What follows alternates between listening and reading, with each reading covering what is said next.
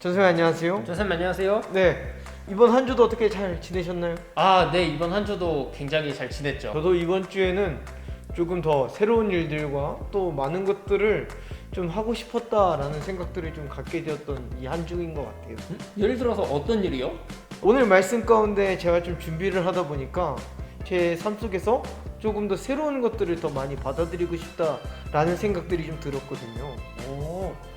그러면 오늘 말씀을 통해서 함께 그것을 나눠주시겠네요? 이 말씀을 아마 함께 나누고 나면 우리 친구들과 또 우리 전사님 모두가 조금 내 삶 속에서 새로운 것들을 무엇이 있을까 궁금해하면서 또 받아들일 수 있지 않을까요? 벌써부터 궁금해지는데요? 전사님, 그럼 우리 함께 빨리 알아볼까요? 빨리 알기 전에 우리가 먼저 조금 고민을 하고 또 생각해 볼 것들이 좀 있습니다.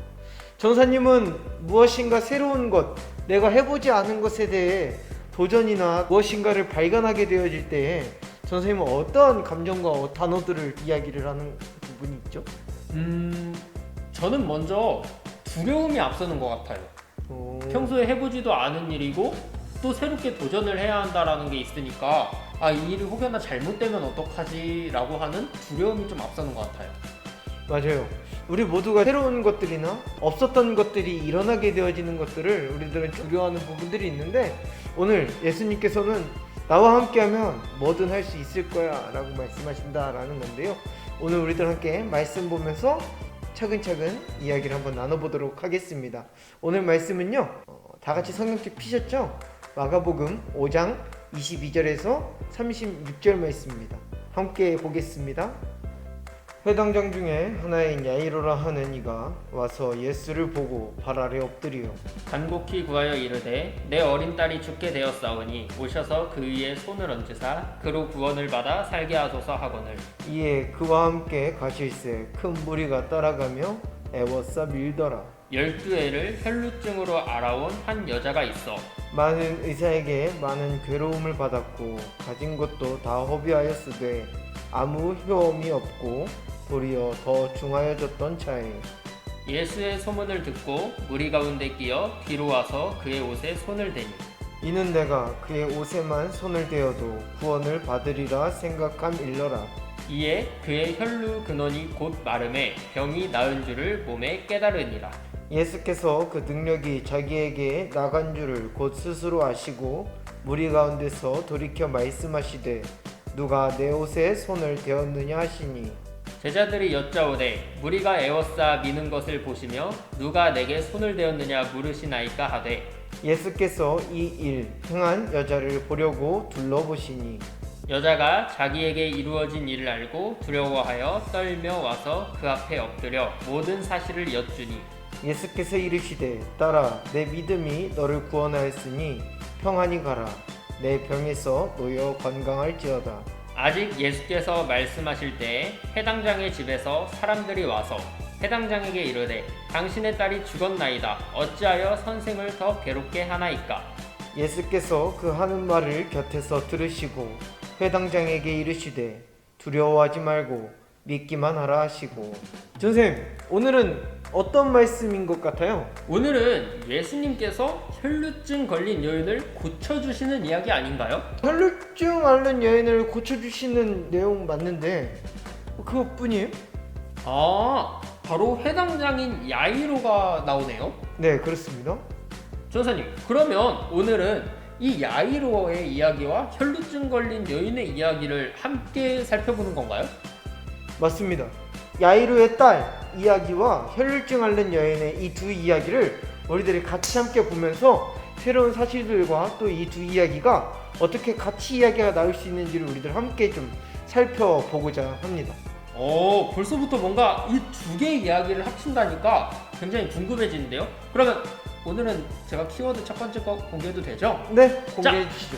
오늘의 첫 번째 키워드입니다. 자, 선생님, 오늘의 첫 번째 키워드가 발 아래 엎드려잖아요. 그렇죠? 오늘 말씀을 보면 발 아래 엎드리는 장면이 두 장면이 나타나게 됩니다. 한번 찾아볼래요? 야이로가 예수님께 엎드리는 장면이랑 또 혈루증 걸린 여인이 예수님께 엎드리는 장면이 나오죠? 그렇죠. 야이로가 엎드리는 장면과 혈루증 앓는 여인이 엎드리는 장면이 나오는데 이게 몇 절에서 나오는지 우리 두 본문을 함께 찾아보면서 함께 읽어볼까요? 오늘의 말씀은 22절, 23절 말씀 그리고 33절 말씀입니다. 해당장 중에 하나인 야이로라 하는 이가 와서 예수를 보고 발 아래에 엎드리어 간곡히 구하여 이르되 내 어린 딸이 죽게 되었사오니 오셔서 그 위에 손을 얹으사 그로 구원을 받아 살게 하소서 하거늘. 여자가 자기에게 이루어진 일을 알고 두려워하여 떨며 와서 그 앞에 엎드려 모든 사실을 여쭈니. 전사님, 야이로와 혈루증이 걸린 여인의 이야기를 하는 장면인데 둘이 같이 봤을 때는 어떤 게 같은 것 같아요? 같은 거요? 네.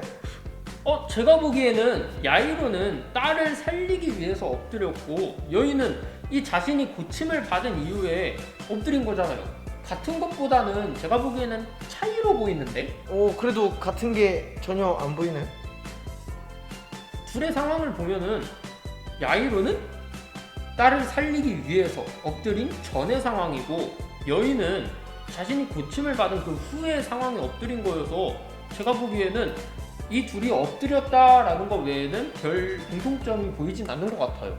여기서 가장 우리가 중요한 부분을 이야기할 수 있습니다. 전사님께서도 이야기를 하셨어요. 엎드린 부분은 같지만 무엇을 봤을 때 우리가 다른 것처럼 느껴진다고요? 상황을 보았을 때. 상황이라는 용어를 쓰셨는데요. 우리가 상황들을 보면 각각이 다른 상황들과 다른 형편들을 가진 모습들을 볼 수 있죠. 야이로라는 사람은 회당장이잖아요. 그렇죠. 회당장이라고 한다면 우리가 이렇게 생각할 수 있는 가벼운 사람은 결코 아니었다고요. 뭔가 장이라는 이름이 또 붙으니까 또 높은 사람이지 않을까 싶긴 했거든요. 그렇죠. 회당장은 엄청 높은 사람을 이야기하거든요. 그리고 또 그 회당을 관리하는 사람들을 관리하는 사람. 그러니까 회당의 짱이라고 보면 될 것 같아요. 그런 사람의 위치가 있고요. 이 혈루증 앓는 여인의 위치는 어떤 위치일까요? 혈루증 걸린 여인은 오히려 굉장히 낮은 위치였겠죠? 어떻게 그걸 알 수 있죠? 많은 의사에게 많은 괴로움을 받았고 가진 것도 다 허비하였으되 아무 효염이 없고 도리어 더 중하여졌던 자에. 이 여인에게 왜 힘이 없어졌는지 이제 아시겠어요? 혈루증을 고치기 위해서 수많은 의사들을 만나러 다녔고 근데 고치지는 못하고 그 고치는 과정에서 자기가 가진 모든 것을 전부 다 허비했기 때문이죠. 그렇죠. 결국 이 여자에게는 재산이라는 것은 없는 거죠. 없는 상태가 되었다라는 것을 오늘 말씀하고 있습니다. 그렇기 때문에 야이로의 위치와 여인의 위치가 다르고요. 여러 가지가 다른데도 불구하고 오늘 예수님께서는 이 두 상황을 하나로 이해할 수 있도록 우리에게 말씀을 해주고 있습니다. 야이로는 자신이 엎드리면서 자기의 딸이 죽게 되었다라는 것을 예수님께 이야기를 했고요. 또 여인은 엎드린 후에 자신이 고침받게 되고 또 자신이 어떤 사람이었는지 모든 사실을 여쭈었다라고 나와 있네요. 맞습니다. 바로 그거예요. 우리는 예수님 앞에 엎드렸다라고 하는 이 행동과 행위의 중요성을 갖고 있지만 이 행동을 우리들은 어떠한 의미로 받아들이는지를 우리가 잘 알아야 한다라는 거예요. 예수님 앞에 엎드리는 것은 누구나 다 할 수 있는 일이죠. 그런데 엎드리는 일이 중요한 것이 아닌 이 엎드리면서 자신의 상황과 자신의 처한 아픔을 예수님 앞에 다 내려놓았다라는 것입니다. 조사님, 그러면 이 둘의 공통점은 서로가 처한 상황이 다를지라도 서로가 바라고 또 서로가 가졌던 모든 것들을 예수님 앞에 엎드림으로써 내려놓게 되었다라는 게 되는 거네요. 네, 그러고 나서 또 하나가 또 공통적인 게 있습니다. 그게 뭐죠? 야이로는 무엇을 요구했죠? 야이로는 자기의 딸이 죽게 되었으니 그 딸을 살리는 것을 요구를 했죠. 그리고 혈루증 앓는 여인은 혈루증 걸린 여인은 오히려 자신이 고침을 받은 후에 엎드린 다음에 자신이 어떠한 사람이었는지를 다 이야기했죠. 왜 이들은 예수님 앞에 내려놓고 자신의 이야기들을 다 구구절절히 했냐 이거예요. 야이로에게도 예수님에게 원하는 것이 있었고요. 혈루증 앓는 여인에게도 자신이 이런 아픔이 있었다라는 것을 예수님께 말씀을 드려야 했다는 거죠. 그래서 이 두 사람이 전혀 다른 것을 요구하는 것처럼 보이지만 이 두 사람에게는 딱 한 단어로 예수님께 이것을 원합니다. 혹시 구원인가요? 아, 구원 맞습니다. 발 앞에 엎드린 사람들에게 있어서의 모습은요, 예수님에게 엄청 구구절절했거든요. 그러면서 결국에는 자신의 그 구구절절한 그 모든 스토리들이 딱 하나로 축약이 됩니다. 예수님, 나에게 구원을 맛보게 하여 주옵소서 라고 하는 이 한 가지의 축약적인 의미가 오늘 이 본문 속에서 뭐라고 나타나 있다고요? 예수님의 발 아래 엎드렸다 라고 나와 있죠. 네, 오늘 우리 첫 번째 주제, 이 키워드 예수님 발 앞에 엎드린다 라는 의미는요, 예수님에게 구원을 구하는 것이고요, 예수님에게 구원을 구한다는 것은 오로지 예수님만이 주시는 이름을 우리가 잘 직시하고 또 언제 다른 곳이 아닌 예수님 발 앞에만 엎드리는 우리가 되기를 간절히 소망합니다. 그럼 두 번째 키워드 우리들 함께 볼까요? 변호사님, 이번 키워드는 뭔가 좀 느낌이 다른데요? 왜요? 손을 얹으사랑 손을 대니가 같이 나왔는데 얹는 것과 또 손을 대는 거는 다른 의미잖아요. 손을 얹다, 손을 댄다, 우리가 이 표현을 어디서 나오는지가 굉장히 중요한데요. 손을 얹으사, 이 말씀은 우리들 어디에 있죠? 오늘 말씀 23절에서 야이로가 자신이 간곡하게 엎드려서 구한 다음에 예수님께 그 위에 손을 얹으사 그로 구원을 받아 살게 하소서라는 말씀으로 나와 있죠. 그렇다면 여기서 손을 얹다라는 것은 누가 손을 얹어야 하는 상황이죠? 바로 예수님이 손을 얹어야 하는 상황입니다. 그러면 누가 움직여야 될까요? 정답, 예수님이요. 예수님이 얹어야 된단 말이죠. 예수님의 행동하셔야 되는 부분이라는 거죠. 손을 댄다라고 하는 표현은 다른 이가 다르게 행동을 하는 모습을 우리들이 찾아볼 수 있습니다. 27절 말씀 우리들 함께 볼까요? 예수의 소문을 듣고 무리 가운데 끼어 뒤로 와서 그의 옷에 손을 대니. 여기서 퀴즈입니다. 예수의 소문을 듣고 무리 가운데 끼어 뒤로 왔습니다. 누가 왔을까요? 혈루증 걸린 여인이요. 맞습니다. 여기까지는 야이로와 별반 다를 것이 없죠. 그렇죠. 야이로도 예수님께 와서 엎드렸잖아요. 혈루증 앓는 여인도 뒤에 왔어요. 근데 손을 댄 것이 예수님이 혈루증 앓는 여인에게 너 혈루증이구나 하고 손을 대어서 낫게 하시는 부분이 아니라는 겁니다. 오늘 본문 27절 이어서 28절, 29절까지 우리들 함께 읽어보도록 하겠습니다. 이는 내가 그의 옷에만 손을 대어도 구원을 받으리라 생각함일러라. 이에 그의 혈루 근원이 곧 마름에 병이 나은 줄을 몸에 깨달으니라. 이 여인은 예수님이 자신에게 와가지고 손을 대어주는 것이 아니라 자신이 직접 예수님에게 손을 대었을 때 그것이 낫게 될 거라고 믿은 거네요. 오늘 이 손을 얹다와 손을 댄다라는 것의 차이는 누구의 손을 누구로부터 누가 움직였냐가 가장 중요한 것이죠. 구원의 통로가 될 수 있는 부분이거든요. 죽은 자의 손을 얹어서 딸을 어떻게 해달라고요? 살려달라. 살아나는 행위를 볼 수 있고요. 혈루증 앓는 여인에게 손을 대어서 혈루증이 낫게 되는. 나아지게 되는 오늘 일어날 수 있게 되거든요. 근데 이 구원을 통로로 쓰는 이 손을 오늘 우리들에게 이렇게 나타내는데 누구의 손으로부터 누가 구원을 얻냐가 가장 중요한 부분이라는 거죠. 죽은 여인에게는 누구의 손이 올라가죠? 예수님의 손이 올라가죠. 예수님의 손이 올라감으로 인해서 죽은 여자가 살아났어. 살아나는 역사를 이제 이 이후에 맛보는 것들이 될 수 있고요. 혈루증 앓는 자신의 아픈 몸 상태를 예수님의 자락을 잡는 그 손으로 인해서 자신의 혈루증이 나아지게 되는 현상을 오늘 볼 수 있다라는 겁니다. 근데 이것이 구원이 되었다라는 건데요. 이 구원이 나타났을 때 그렇게 놀라운 일이고 기분 좋은 일만은 아니라는 거죠. 오늘 이 여인의 행동이 어땠는지 우리들의 말씀 가운데 또 중요한 부분인데요. 33절 말씀 우리 한번 읽어볼까요? 여자가 자기에게 이루어진 일을 알고 두려워하여 떨며 와서 그 앞에 엎드려 모든 사실을 여쭈니. 네, 여자가 자신의 혈루증이 다 나았어요. 모두가 다 못 고친다고 했고 자신의 재산을 모두 탕진한 여자인데도 불구하고 자신의 몸이 변화되어졌고 자신의 몸이 완쾌되어지는 것들을 느꼈는데 왜 여기서는 두려워하고 떨었다고 되어 있을까요? 뛰지도 않을 뿐더러 굉장히 무서울 것 같은 느낌? 오늘 우리들 이 과거에 이 말씀을 함께 나눈 적이 있죠. 예수님께서 돌아오셔서 도마를 만난 얘기 혹시 기억하고 있나요? 네, 기억하고 있어요. 네, 그때 예수님께서 돌아오셨을 때 우리가 살아있는 믿음이라면 무엇을 해야 된다라고 했죠? 바로 그 문을 열어드릴 수 있는 손이 되어야 한다 했죠. 오늘 바로 이 말씀과 그리 다른 맥락이 아니에요. 예수님이 눈앞에서 돌아가시는 걸 봤음에도 불구하고 다시 살아나셔서 오셨단 말이죠.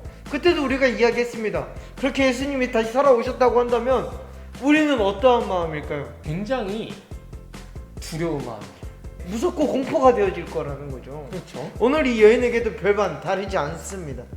12해 동안 의사도 만나보고 자신의 돈을 다 써가면서도 못 고쳤음에도 불구하고 그 사람이 나에게 뭔가 행한 것이 없이 내가 그의 옷자락만을 만졌음인데도 불구하고 나의 몸이 어떻게 됐다고? 낫게 돼요. 낫게 되었다라는 거죠. 오늘 그 여인의 그 마음이 이 구원이 이루어졌음에도 불구하고 얼마나 자신에게 있어서 무서운 분이 되었을지에 대한 생각들을 오늘 우리들이 이 본문 앞에서 할 수 있다라는 거죠. 그렇기에 처음 질문처럼 내가 새로운 일을 무언가를 도전하는 우리들이 그런 삶 속에서 두려움도 분명 생긴다라고 전사님 말씀해 주셨잖아요. 우리들에게 두려움은 분명히 있을 거예요. 그리고 그것들이 내가 여태까지 했음에도 불구하고 잘 안 되는 경험들이 있었을 거예요. 오늘 주님께서는 우리들에게 주님을 알고 주님께 고백할 때 그걸 이루어주시고 만들어주신다는 것을 우리들이 잘 기억했으면 좋겠습니다. 선생님, 그러면 이 말씀에서 우리는 보통 구원을 생각을 하면은 예수님이 나에게 찾아오셔가지고 오늘 야이로의 딸처럼 손을 대어주는 것, 얹어주는 걸로 생각을 하잖아요. 네네. 오늘 이 여인처럼 우리가 예수님을 믿고 찾아가서도 구원을 얻을 수 있다라는 건가요? 방금 뭐라고요?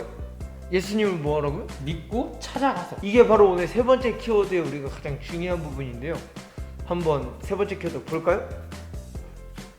믿기만 하라. 믿기만 하라라는 거면 우리가 지난달에 나눴던 믿음에 더 포커스가 맞춰져 있는 거 아닌가요?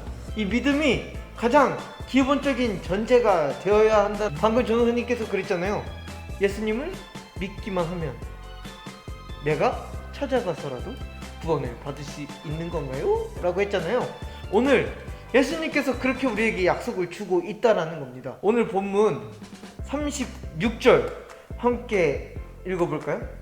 예수께서 그 하는 말을 곁에서 들으시고 해당장에게 이르시되 두려워하지 말고 믿기만 하라 하시고. 오늘 36절 말씀에 예수님께서 곁에서 들었어요. 무슨 얘기를 들었을까요? 해당장의 집에서 사람들이 와서 당신의 딸이 죽었나이다, 어찌하여 그걸 가지고 당신을 더 괴롭게 하냐? 라는 것을 들었죠. 해당장의 딸은 죽었다라는 것을 다 통용하고 있습니다. 하다못해 해당장도 통용하고 있죠. 왜요? 예수님께 이렇게 고백하기 때문이죠. 다시 오늘 말씀 23절 말씀입니다. 간곡히 구하여 이르되 내 어린 딸이 죽게 되었사오니 오셔서 그 위에 손을 얹으사 그로 구원을 받아 살게 하소서 하거늘. 다른 사람들은 회당장이 자신의 딸이 죽었다라는 걸 인정을 못하는 사람처럼 보였을 것 같아요. 사실 부모에게 있어서는 가장 가슴 아픈 일이고 가장 어려운 일이거든요. 야이로는 내 딸이 죽었음을 부정하고 있지는 않습니다. 그런데 이 죽은 사람을 살려달라는 청을 하고 있는 거죠. 사람들은 야이로가 죽은 사람을 살려달라고 청하는 것처럼 보여지지가 않는다는 거예요. 그래서 오늘 35절에 이 사람들은 회당장에게 이렇게 얘기를 한다는 거죠. 당신의 딸이 죽었어요. 그것만 인정하면 되는데 왜 당신이 죽은 걸 인정을 안 해갖고 당신의 마음이 더 아프게 합니까? 이렇게 얘기를 한다는 거죠. 그러나 회당장은 자신의 딸이 안 죽었다고 한 적이 없습니다. 그렇죠. 죽었어요. 근데 누구라면? 예수님이라면? 예수님이라면 혹시 내 딸도 살릴 수 있지 않을까? 라는 믿음이 있었다는 거예요. 이 사람에게 자꾸 주변 사람들은 뭐라고 한다고요? 너의 딸은 죽었으니까 이제 당신의 딸은 인정해라. 죽었어요 라고만 얘기한다는 거예요. 이 아픔과 이 고통 가운데에서 자신이 그걸 인정하고 자신이 그걸 받아들이게 해도 계속 사람들은 그 아픈 부위를 계속 똑같이 얘기한다는 거예요. 그런 이 사람에게 예수님께서 오늘 36절 말씀과 같이 이 이후의 말에 뭐만 하라고요? 믿기만 하라. 믿기만 하라 라고 되어 있다라는 겁니다. 오늘 우리들의 삶 가운데 안 된다고 생각하는 것들이 많고요. 또 부정된 언어들을 많이들 사용하게 되어지는 현상들이 있죠. 그렇죠. 그래서 내가 뭔가 고집처럼 느껴질 때가 있고요. 다른 사람들이 다 안 된다고 하면 뭔가 해보기도 전에 안 되겠지라고 생각하면서 접어두게 되는 경향들이 있죠. 그러다 보면 정말 내가 할 수 있는 것임에도 불구하고 안 되게 되어지는 것들이 굉장히 많은 것 같더라고요. 그런데 오늘 예수님께서는 우리들에게 안 된다라고 말씀하시기보다 안 되는 것들도 나와 함께하면 된다라고 말씀하시는 게 오늘 예수님의 언어거든요.